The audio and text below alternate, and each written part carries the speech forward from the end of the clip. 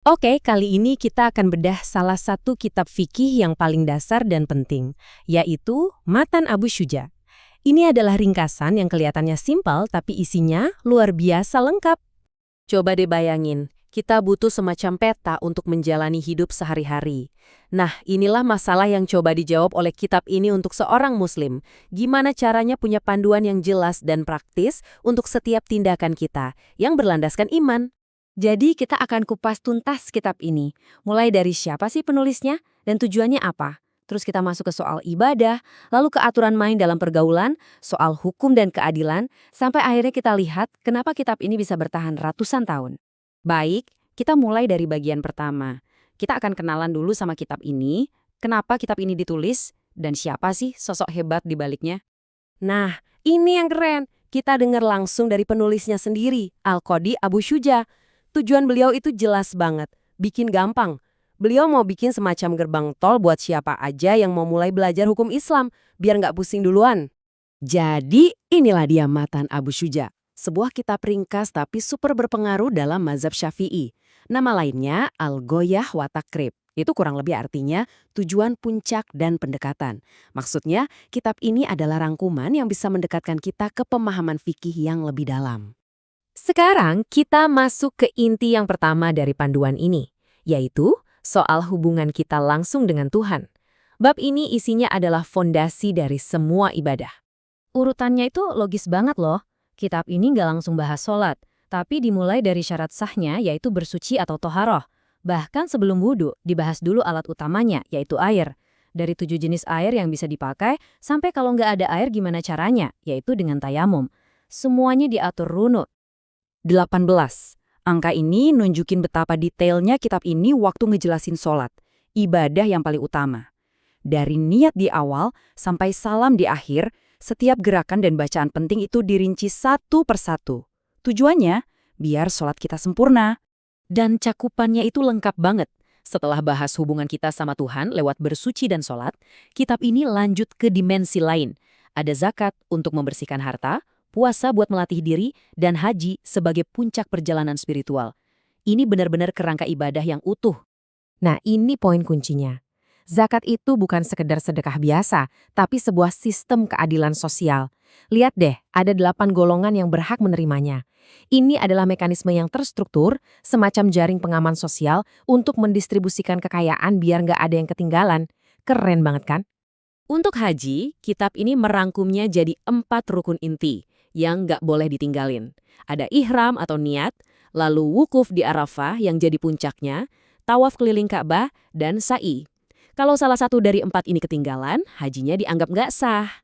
Oke, setelah urusan kita dengan Tuhan selesai dibahas, kitab ini masuk ke pilar kedua, hubungan antar sesama manusia. Yuk kita lihat gimana aturan main dalam kehidupan sosial dan ekonomi, atau yang biasa disebut muamalat. Prinsip dasarnya jelas banget, perdagangan yang jujur dan adil itu dianjurkan. Sebaliknya, riba atau keuntungan nggak adil dari utang piutang itu dilarang keras. Ini adalah fondasi etika ekonomi Islam biar nggak ada yang dieksploitasi. Soal keluarga juga dibahas detail banget. Dari gimana cara memulai keluarga lewat akad nikah, soal hak dan kewajiban suami istri, sampai kalaupun harus berpisah ada aturannya, dan gimana cara bagi warisan yang adil, semuanya ada panduannya. Ini nunjukin kalau kitab ini praktis banget, bukan cuma teori. Puluhan jenis kontrak dibahas di sini, mulai dari sewa menyewa atau ijaroh, gadai atau rahan, sampai kerjasama bisnis atau syarikah dan wakaf. Ini bukti kalau panduan ini memang dibuat untuk kehidupan nyata. Nah, dari individu dan keluarga, sekarang kita naik level ke skala yang lebih besar, masyarakat. Gimana caranya kitab ini meletakkan dasar hukum publik dan keadilan untuk semua orang? Pusat dari sistem peradilan ini adalah hakim atau al-qadi. Tugasnya bukan cuma mendamaikan orang yang berselisih, tapi jadi tiang penegak keadilan. Makanya tanggung jawabnya super besar dan syarat untuk jadi hakim pun ketatnya minta ampun. 15 syarat. Ini bukan posisi yang bisa diisi sembarang orang. Syaratnya itu mencakup penguasaan ilmu yang dalam, akhlak yang baik, sampai syarat fisik dan mental.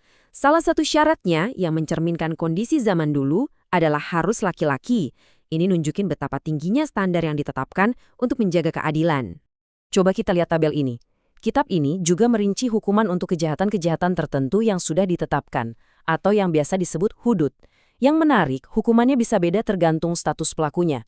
Contohnya untuk zina, hukuman untuk yang sudah menikah dan yang belum itu beda. Ini nunjukin ada pertimbangan hukum yang spesifik di setiap kasusnya.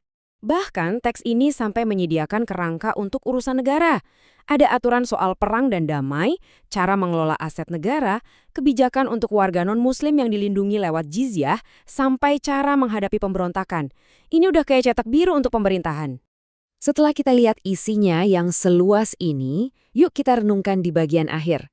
Kok bisa ya sebuah buku yang relatif tipis ini punya dampak yang begitu besar dan awet selama ratusan tahun? Nah, ini dia jawabannya. Karena kitab ini ringkas dan sistematis, Matan Abu Syuja jadi semacam buku pegangan pertama, buku wajib yang dihafal dan dipelajari jutaan pelajar ilmu syariah di seluruh dunia, dari dulu sampai sekarang. Jadi kesimpulannya begini, kitab ini tuh bukan cuma sekedar daftar aturan boleh dan nggak boleh, ini adalah sebuah sistem yang utuh, menghubungkan hal paling personal seperti cara kita bersuci dengan prinsip-prinsip besar yang mengatur pasar dan negara. Semuanya nyambung. Sebagai penutup, coba kita pikirkan pertanyaan ini. Di dunia yang serba modern dan cepat berubah ini, gimana caranya sebuah teks dari abad ke-12 masih bisa relevan, masih bisa jadi panduan bagi jutaan orang? Ini adalah sesuatu yang menarik banget untuk kita renungkan bersama.